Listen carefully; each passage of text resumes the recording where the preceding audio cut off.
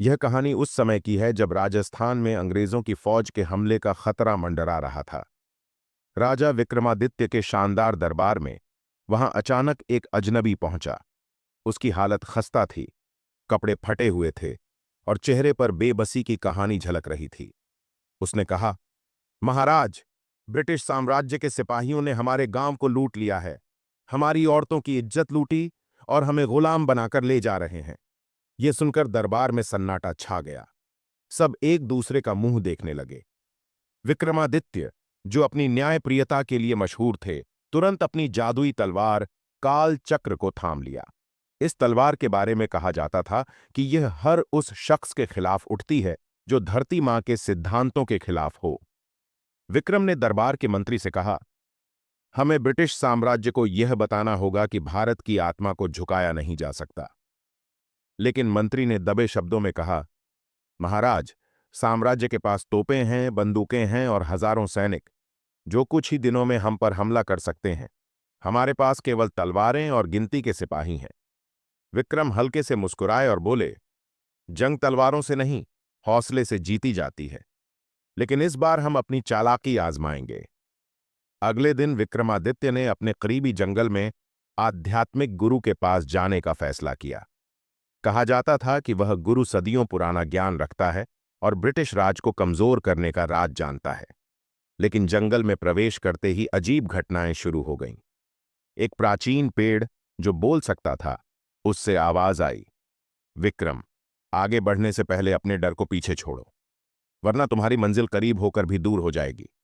विक्रम ने पीछे मुड़कर देखा तो वहां एक शेरनी अपने बच्चों के साथ खड़ी थी, लेकिन उसकी आंखें इंसानी थीं। वह बोली, तुम जो ढूंढने जा रहे हो वही तुम्हें ढूंढ रहा है। सवाल यह है कि क्या तुम वक्त आने पर अपने दुश्मन को पहचान सकोगे? विक्रम चुपचाप आगे बढ़ गए, लेकिन उनके दिल में सवालों का तूफान था। गुरुजी के आश्रम में पहुंचकर उन्होंने देखा कि आश्रम खाली था, लेकिन जमीन पर अजीब निशान थे, जैसे कोई छिपने की कोशिश में था। अचानक एक कोने से एक कागज प्रकट हुआ, जिस पर लिखा था, अगर साम्राज्य को गिराना है तो सूर्यपुत्र को तलाशो। वह वही है जो ब्रिटिश राज को हरा सकता है। लेकिन सावधान रहो, तुम्हारा सबसे करीबी तुम्हारा सबसे बड़ा दुश्मन है। विक्रम ने कागज को उठाया और सोचने लगे, सूर्यपुत्र कौन है? क्या यह इंसान है या किसी प्राचीन कहानी का हिस्सा? और क्या मेरा ही कोई करीबी मुझे धोखा दे सकता है? विक्रमादित्य ने बुजुर्ग व्यक्ति के शब्दों को गहराई से सुना और उनके दिमाग में कई सवाल उठने लगे। सूर्यपुत्र का रहस्य तुम्हारे अंदर छिपा है। दरबार वापस लौटने के बाद विक्रमादित्य ने मंत्री से सलाह ली, लेकिन मंत्री ने एक बात कही जो विक्रमादित्य के दिमाग में एक नए दरवाजे की तरह खुल गई। महाराज, मैंने सुना है कि हमारे साथ एक ऐसा जासूस है जिसका नाम थोड़ा सिंह है। वह ब्रिटिश साम्राज्य के अंदर एक महत्वपूर्ण शख्सियत के करीब है और भेष बदलने में भी माहिर है। ऐसा भी सुना है कि आज तक किसी ने उसका असली रूप नहीं देखा। वह हमें उनके राज तक पहुंचने का रास्ता दिखा सकता है। विक्रमादित्य ने तुरंत थोड़ा सिंह को बुलाया। थोड़ा सिंह एक चुपचुपे, रहस्यमयी आदमी थे, जिनकी आंखों में हमेशा कुछ न कुछ राज छिपे होते थे। उनका चेहरा असाधारण रूप से शांत था और उनकी हर बात में समझदारी का गहरा रंग था। महाराज, सूर्यपुत्र एक प्राचीन योद्धा था जिसने ब्रिटिश हुकूमत के खिलाफ एक बड़ी जंग लड़ी थी। उसका रहस्य अभी तक छिपा हुआ है, मगर एक जगह है जहां उसे ढूंढा जा सकता है, थोड़ा सिंह ने बताया। विक्रमादित्य की आंखें चमक उठीं। कहां? यह एक प्राचीन मंदिर है जो सिर्फ रात की अंधेरी में प्रकट होता है। ब्रिटिश साम्राज्य के कुछ लोग यहां तक पहुंचने की कोशिश कर चुके हैं, मगर वे नाकाम हो गए हैं, थोड़ा सिंह ने कहा।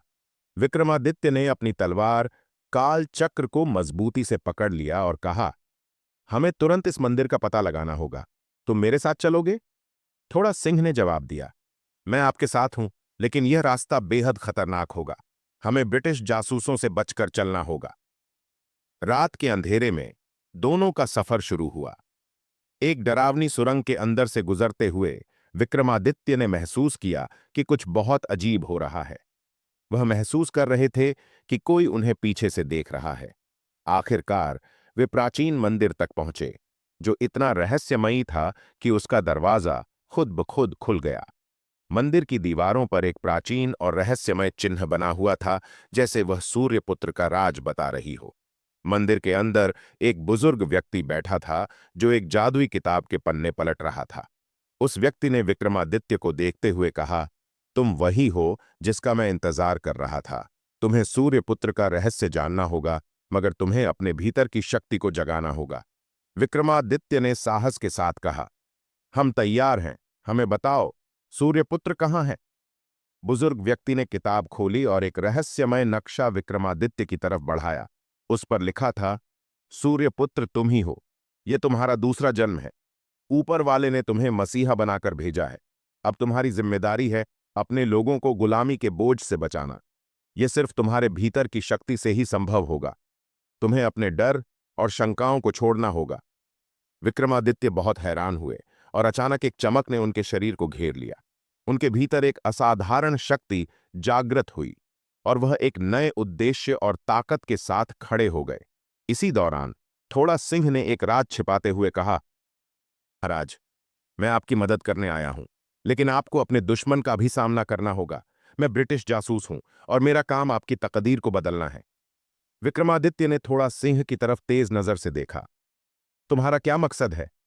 थोड़ा सिंह ने हंसते हुए कहा, अब जब तुम्हें सूर्यपुत्र का राज मिल गया है, तो तुम्हें यह फैसला करना होगा कि तुम इसे किस तरह इस्तेमाल करोगे। विक्रमादित्य के दिल में एक सवाल था, क्या थोड़ा सिंह वाकई मेरी मदद करेगा, या वह सिर्फ एक और दुश्मन बन चुका है? विक्रमादित्य का दिल तेजी से धड़क रहा था, लेकिन उसी पल विक्रमादित्य को एहसास हुआ कि वह सिर्फ एक योद्धा नहीं है, वह उस आंदोलन के नेता हैं जो भारत की आजादी के लिए खड़ा हो रहा था। और इस सफर में उनका साथ देने वाले सिर्फ थोड़ा सिंह जैसे जासूस नहीं, बल्कि पूरा भारत था। हमें अंग्रेजों को अपनी ताकत का एहसास दिलाना होगा, विक्रमादित्य ने निर्णायक स्वर में कहा। विक्रमादित्य ने इस पर पूरी नजर रखी। हमें एक ऐसी योजना की जरूरत है जो अंग्रेजों को हिलाकर रख दे, और इसमें तुम्हारा किरदार अहम होगा। थोड़ा सिंह ने सिर हिलाया, लेकिन उसकी आंखों में कुछ छिपा हुआ था। मिशन खतरनाक है महाराज। अंग्रेजों के पास आधुनिक हथियार और सेना है, और वे हमें कोई भी कमजोरी का मौका नहीं देंगे।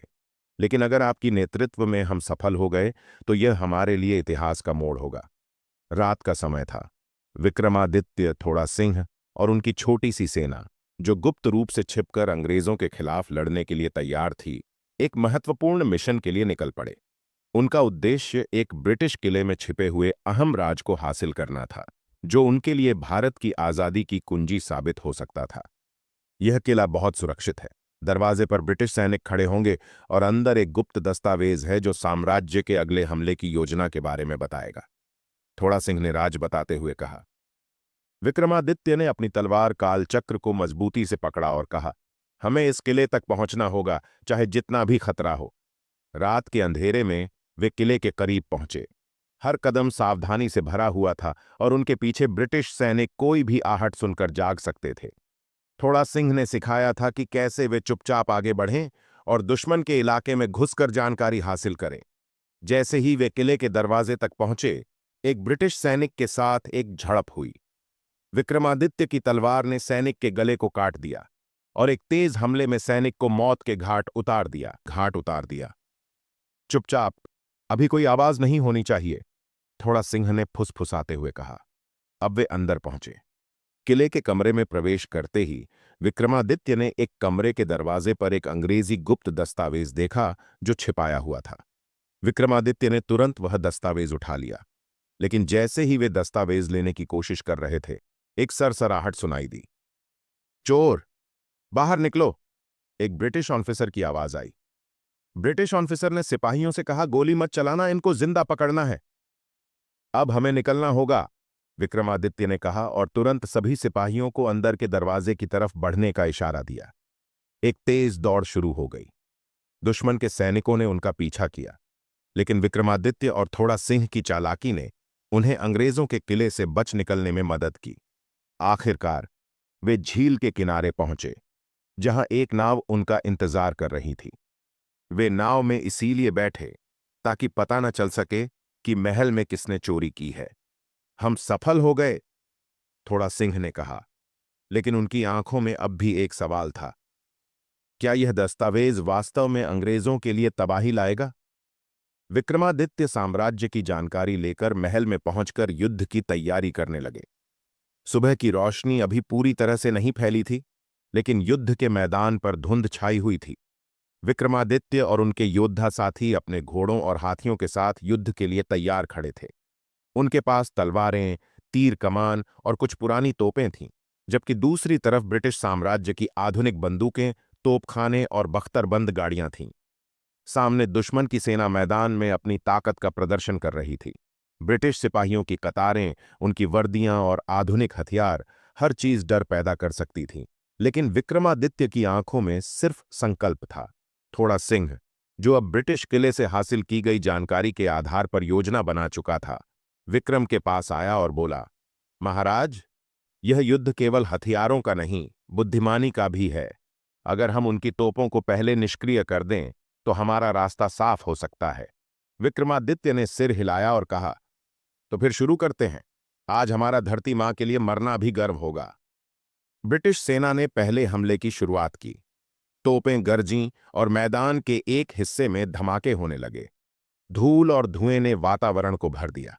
हर तरफ खून की नदियां और दहशत का माहौल था। ऐसा लग रहा था जैसे क़यामत आ गई हो। लेकिन विक्रमादित्य ने अपने सिपाहियों को पीछे हटने नहीं दिया। तीर कमान तैयार करो, विक्रम ने आदेश दिया। हजारों तीर हवा में उठे और ब्रिटिश सेना की अग्रिम पंक्ति पर टूट पड़े। कई दुश्मन सैनिक घायल हो गए, कई मौत की नींद सो गए, लेकिन उनकी तोपें अब भी गरज रही थीं। थोड़ा सिंह, जो गुप्त रास्तों का विशेषज्ञ था, अपने कुछ सैनिकों के दल के साथ ब्रिटिश तोपखाने के करीब पहुंच गया। वे चुपके से तोपों के पास गए और उनमें बारूद को खराब करने के लिए पानी भर दिया। बारूद गीला होकर चल नहीं सकता। जैसे ही उन्होंने तोप को निष्क्रिय किया, एक ब्रिटिश सैनिक ने उन्हें देख लिया। धोखा!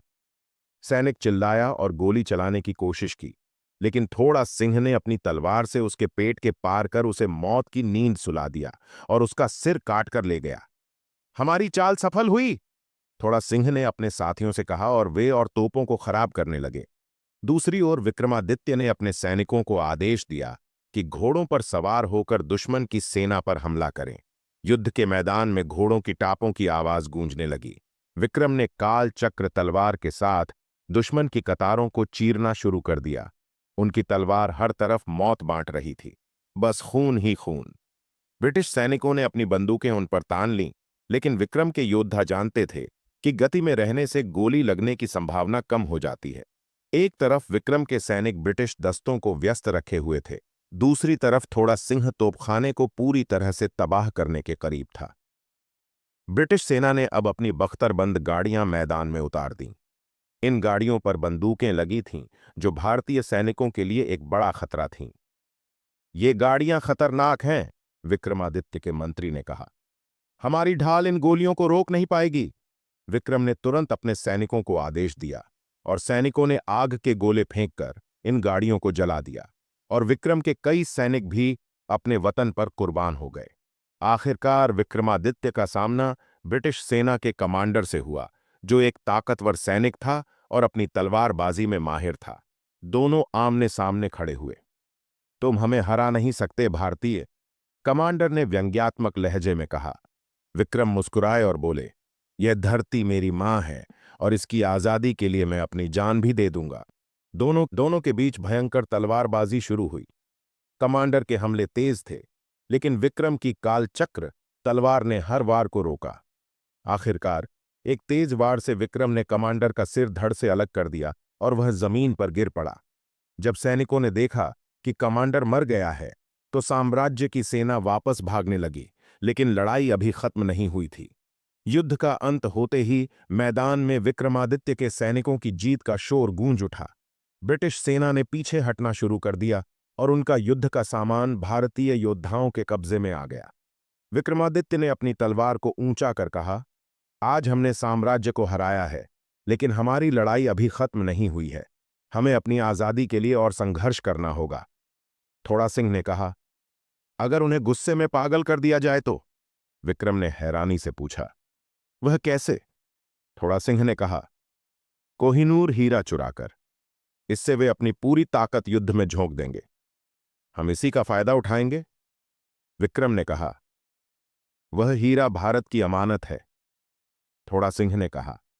मैं ऐसे कबीले को जानता हूं जो इसमें माहिर हैं, पर उनके बिना हीरे की वापसी मुमकिन नहीं। लेकिन वह कबीला आपकी जान का दुश्मन है। पार्ट 1 खत्म हुआ। क्या विक्रमादित्य और उनके साथी कोहिनूर को वापस लाने के लिए साम्राज्य के दिल में दाखिल हो सकेंगे? क्या वह कबीला दुश्मनी भूलकर राजा का साथ देगा? क्या थोड़ा सिंह की वफादारी कायम रहेगी, या वह एक बार फिर अपनी असली वफादारी की तरफ लौट जाएगा? जानने के लिए अगले भाग का इंतजार करें, जहां साजिश, बहादुरी और इतिहास की सबसे बड़ी चोरी के मिशन की दास्तां लिखी जाएगी। विक्रमादित्य के भक्त कमेंट बॉक्स में पार्ट 2 लिखें, लाइक और शेयर करें। विक्रमादित्य आपके लिए अपनी जान दांव पर लगाकर आपके पूर्वजों के लिए लड़ाई लड़ रहा है, और आप चैनल सब्सक्राइब भी नहीं कर सकते? Please subscribe my YouTube channel. Knowledge is power S1। Thank you for watching.